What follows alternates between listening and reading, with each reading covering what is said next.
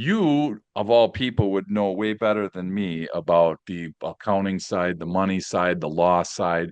There's that piece that I see a lot of people just kind of they put to the side. But the one that I want to really bring up is the similar to what I struggled with is realize that the people around you are your greatest asset. Your team is your greatest asset.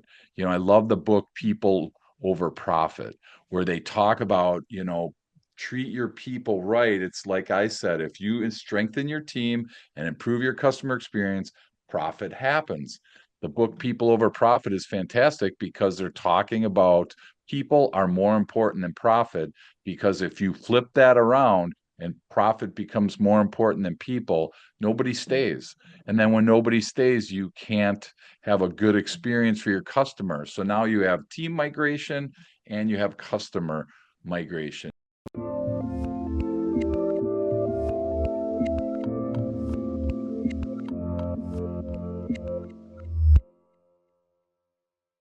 Hey everyone, this is Devin Miller here with another episode of The Inventive Journey. I'm your host, Devin Miller, the serial entrepreneur that's grown several startups into 7 and 8 figure businesses, as well as the founder and CEO of Miller IP Law, where he helps startups and small businesses with their patents and trademarks. You ever need help with yours? Just go to strategymeeting.com, grab some time with us to chat, and we're always here to help. Now, today we've got another great guest on the podcast, Dave Molenda. And Dave started his journey, went to college for a period of time and did some studying some generals and had some fun classes, but didn't end up being the right fit for him. After that, went into the startup world after leaving college and did a construction supply company for a while. And then sold that or started that around 91 and then sold that around 2012. And after that, I decided to go into doing a coaching business, which is focused on positivity, and is what he's doing today, and has been doing it ever since. So, with that much as a quick introduction, welcome on the podcast, Dave.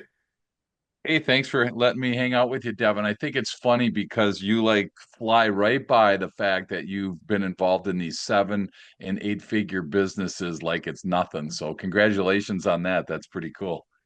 Well, absolutely. Well, I the podcast episodes aren't about me, so while I do as a quick intro to myself, it's focused on the guests and their journey. So, kind of with that, why don't we go ahead and dive into a bit of your journey? Sure. So, I just gave a, quick run through to a much longer journey, but why don't we rewind and unpack that a bit and tell us a little bit about how your journey got started? You went off to college and studied some fun classes, did a bit of generals, and went from there. So, yeah, kick it off.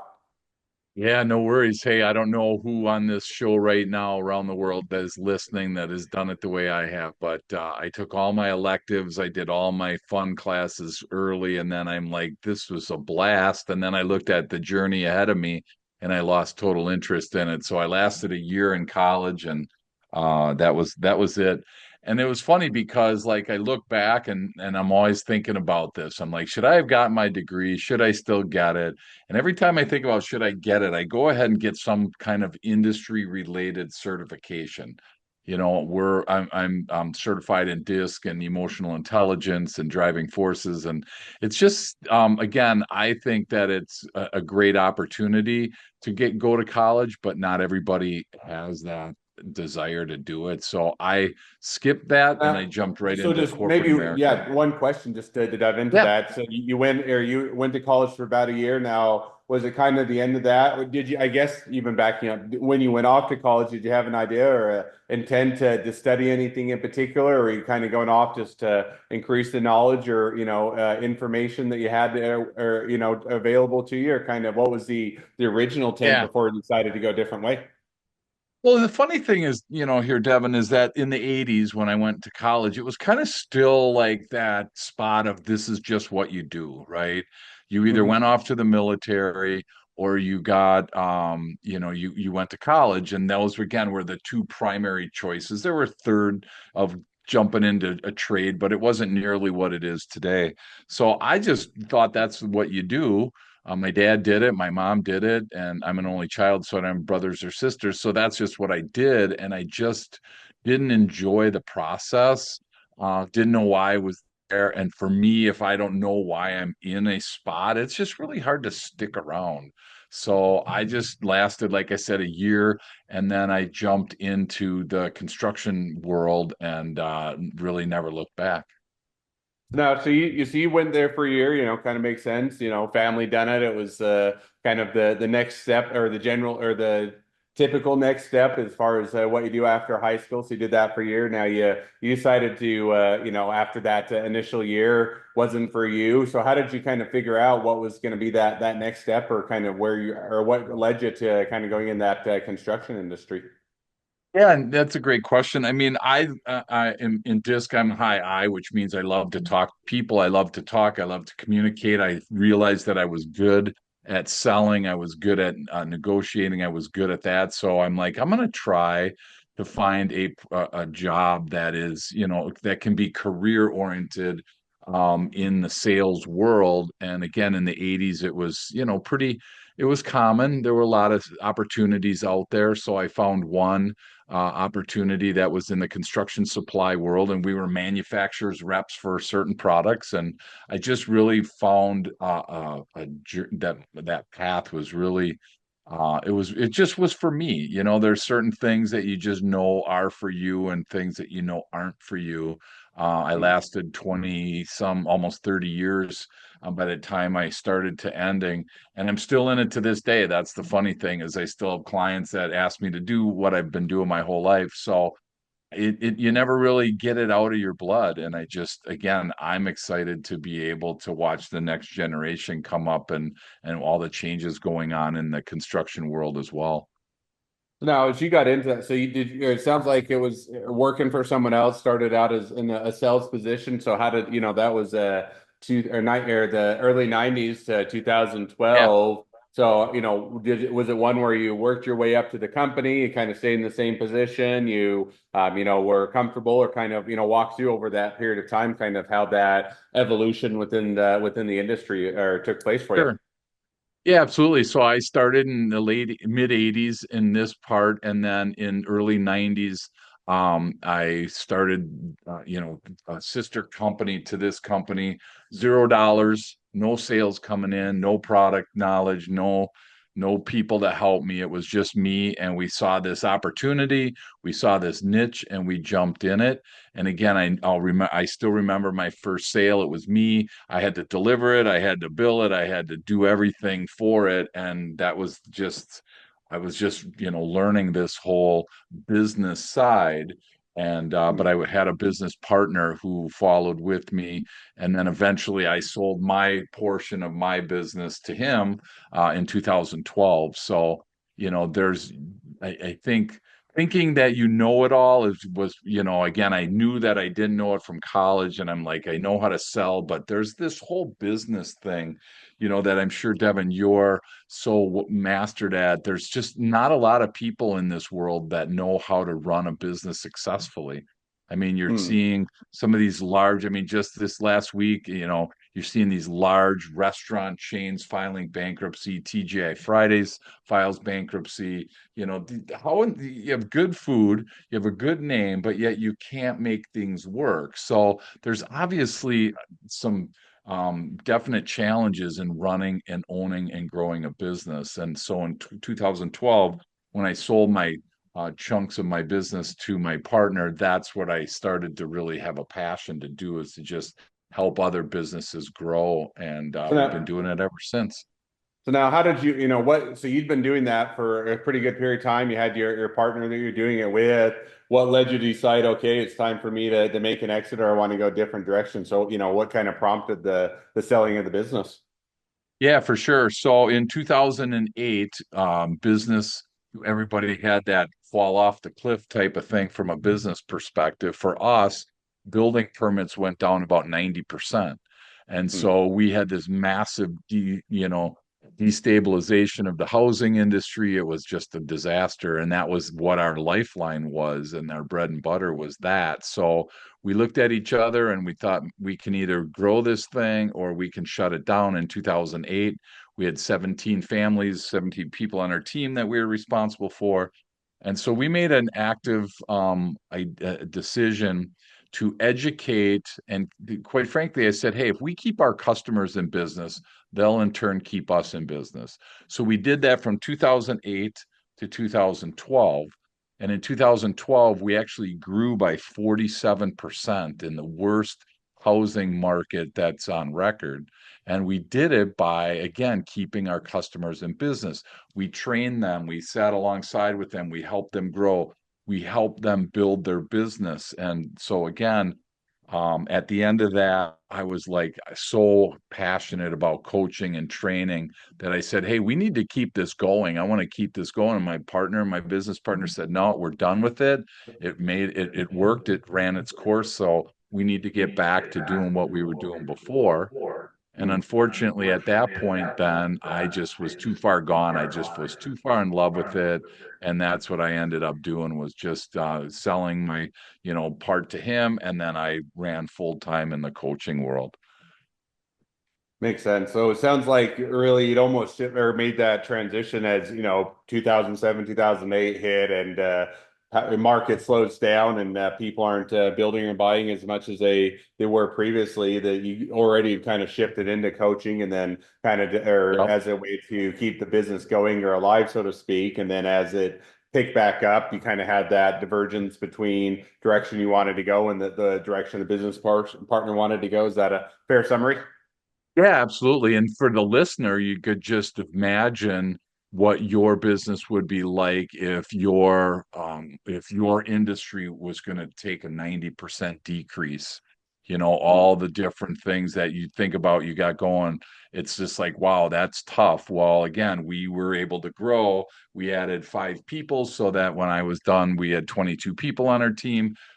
We grew like crazy. We stole customers, we stole prospects, we just out serviced everybody. Everybody was contracting at that time and we were expanding.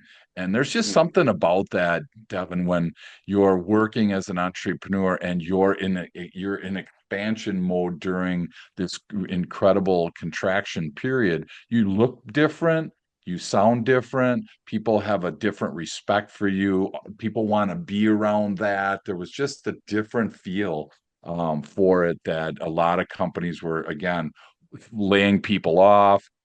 So there was good talent that was available, and then the customer experience went down. So that's really why I wrote my book, Growing on Purpose, was because we wanted to find ways to strengthen the team and improve the customer experience.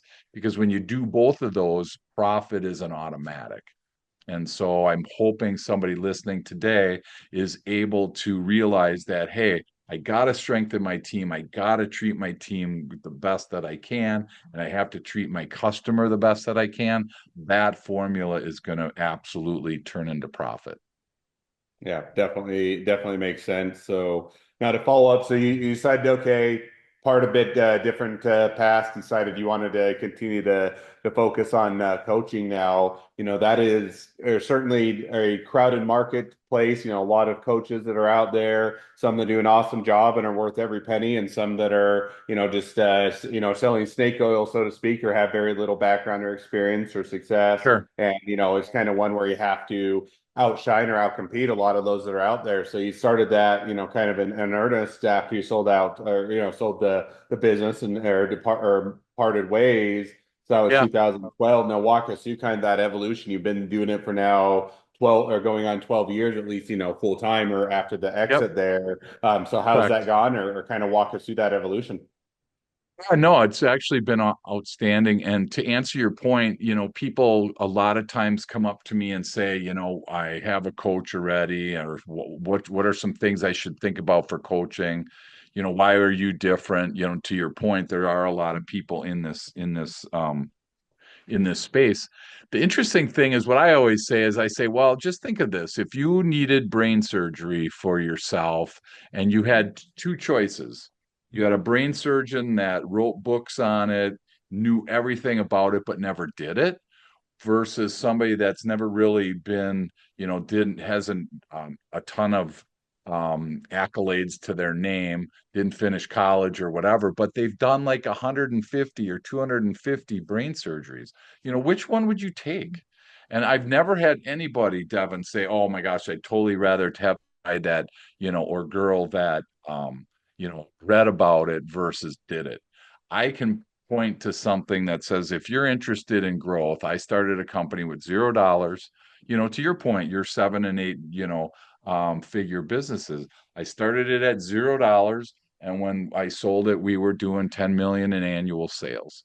So if you want to be part of that, if you want to understand that, great. If you want to work with somebody that's never done it but has read about it, that's fine. But just realize that they're limited in their capacity to that one path.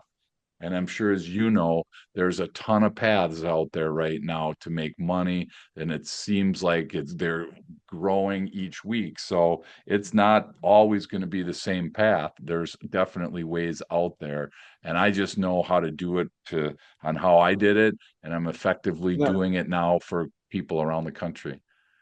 So now that's almost a little bit of looking back and figure, and taking a retrospective look. Most of the time when you're starting out or getting into a business, there's an evolution of growing it or honing in on or what your pitch is or who the clients are and how you find them and how you start to build out the business. And so, rewinding back to that kind of 2012 starting period, how did things start out, or how did you kind of get the business going as you put that full-time focus on it? Yeah, no, that's a great question. We talk about on our show, the Positive Polarity Podcast, of which you are an awesome guest. We love talking about the transition from, corporate to entrepreneurship, so to speak. This was pretty close to it, although I haven't really worked for anybody since 1980 something. Um, but I remember selling to my partner, and he's like, "So what are you gonna do?" I mean, I remember it was like 2 o'clock on a Tuesday afternoon, and we were in the local Perkins restaurant and doing the paperwork and exchanging Hmm. everything. And I'm like, I don't know. I really hadn't thought that far in advance. All my focus had been on this transition. And he's like, you know what, Dave? He said, I want to be your first client. He said, I'd like to have you work for us 3 days a week. And I said, I got to tell you, you weren't listening. Part of the reason I'm doing this is you didn't listen to me to begin with. I don't want my first customer, my first client to not listen to what I say. So I Hmm. passed on that, which again, you can advise or not advise if you're listening. If you have bills to pay and you have no money, please don't pass on opportunities. But, I passed on it. The first guy that I worked with was pretty late and far into bankruptcy, and he didn't make it. So there was some payment problems there. So I was like 0 for 2. So I just started to reach out to people that I knew in the business community that I was in and basically said, hey, you know what? I know you're good at what you do, your product, your service, you crush it. If you need Hmm. help building your team, if you need help building your customer experience, just let me know. I'd be happy to help. And there were people that were just waiting in line to be able to access what I had done in my business. So sometimes it doesn't, that imposter syndrome gets in there, Devin, where you don't think you have anything to add value to. I would just encourage people listening to kind of take a step back and look at some of the successes that you've had whenever those imposter thoughts come into your brain. So that's how I did it right then and there. And people just started calling, and they still call to this day, and we love it. That's awesome. Sounds like it's been a great business and a great evolution of things. So now with that, kind of almost shifting to the other end of the spectrum. So you've been doing this now for going on, 12 years. If you were to Yeah. look out kind of at the next 6 to 12 months, kind of where are things headed? Is it more of the same, continual expansion, looking to step back, looking to do something new, any or all the above? Kind of walk us through kind Sure. of looking at the next 6 to 12 months, where are things headed? Yeah, absolutely. So I love getting around the country to speak. So I'm going to be spending more of my energy to larger audiences. So that's where our next 12, that's our 2025 business plan, is to be getting out more into the community at large and getting our message out that way, more to be able to help people grow their business, because business growth is hard. Not everybody knows do it. Again, a plumber, he might be the best or she might be the best at plumbing and they love doing their job. But how do I build a team? How do I, improve the experience for the customer? You can pick any industry, you can pick any building, and when you're driving around, and they all have a customer and they all have a team, and if they're not all working together, there's definitely potential for improvement, as well as if you don't do it, there's a lot of people again that are out of business because they didn't know how to do something. So I just want to try to, get into as many of those people and share our message as we can. Awesome. Well, sounds like it'll be a good amount of travel and seeing the countryside and hopefully enjoying it along the way. So it sounds like a fun place to be and a fun direction to be headed. So, Absolutely. well, with that, now we've kind of reached the present day of the journey and even looking a bit into the future as to where things may Yeah, be headed. Great time to transition to the two questions I always like to ask towards the end of each episode. So sure. with that, the first question I'd like to ask is, along your journey, what was the worst business decision you ever made? What did you learn from it? Oh my gosh. There's so many in prep for this. There was a lot that came to my mind, and I'm like, you know what? They all come and stem to the one thing. The worst business decision for me that I ever made was to not trust people around me. I always had this in on my disc assessment. It says I'm really competitive. So when I'm really competitive, I feel like there's you versus me. There's something going on. And rather than use your strengths, rather than use the things you're good at, you use your connections, allow you to do a great job. Early in my career, I felt like I was pushing people down. I was trying to always one up people. So again, the worst business decision was not really making that connection with people.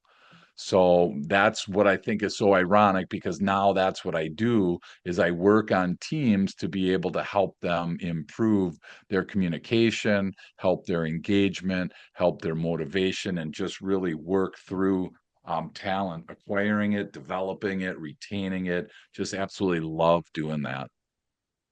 Awesome. Well, that sounds like one of those that's an easy mistake to make, but a great one to learn from, and definitely had a great learning going on and application down the road. Second Absolutely. question now that I like to ask is, so now if you're talking to Yeah. somebody that's just getting into a startup or a small business, what would be the one rule of thumb that you'd recommend? Yeah, well, you of all people would know way better than me about the accounting side, the money side, the law side. There's that piece that I see a lot of people just kind of they put to the side. But the one that I want to really bring up is the similar to what I struggled with is realize that the people around you are your greatest asset. Your team is your greatest asset. I love the book People Over Profit, where they talk about, treat your people right. It's like I said, if you strengthen your team and improve your customer experience, profit happens. The book People Over Profit is fantastic because they're talking about people are more important than profit. Because if you flip that around and profit becomes more important than people, nobody stays. And then when nobody stays, you can't have a good experience for your customers. So now you have team migration and you have customer migration, two of the deadly killers of any company. No, or good, definitely a great rule of thumb and a good one to take to heart as you build and grow a business. So that's a great piece of advice or a great rule of thumb. Well, now as we do wrap towards the end of the episode, if people want to reach out to you, they want to be a customer, they want to be a client, they want to be an employee, they want to be an investor, they want to be your next best friend, any or all of the above, what's the best way to reach out to you, contact you, find out more? Sure. Well, anybody that listens to the Inventive Journey podcast, I'd love to talk to and hang out with. If you go to davemolenda.com, super easy to just connect there. I'm on LinkedIn if you want to connect on LinkedIn. But, it's just one of those situations that if you have a question about business growth, there's plenty of places to go. But again, make sure wherever you go that they've done it before. Okay, because that's the key. If you haven't done it, it's probably something that is not really going to help you. So I'd love to help you. Go to davemolenda.com and we'll be happy to connect and give you your listeners a free 30-minute year for myself, I just say, hey, let me ask you some questions, you answer them, and let's see if we can how much we can fix in 30 minutes. Awesome. Well, I definitely encourage people to reach out, support a great business, make a new connection. If nothing else, make a new best friend. So, with that, thank you again, Dave, for coming on the podcast. It's been fun. It's been a pleasure. Now, for all of you that are listeners who are out there, if you have your own journey to share and you'd like to be a guest on the podcast, we'd love to have you. So, just go to inventiveunicorn.com, apply to be on the show. Couple more things as listeners, make sure to click share, subscribe, leave us a review. Helps us to reach even more startups and small businesses to help them along their journey to success. And along that note, if along your journey you ever need help with patents or trademarks or anything else with your startup or your small business, just go to strategymeeting.com, grab some time with us to chat, and we're always here to help. Well, thank you again, Dave, for coming on the podcast, and wish the next leg of your journey even better than the last. Absolutely. Thank you, sir.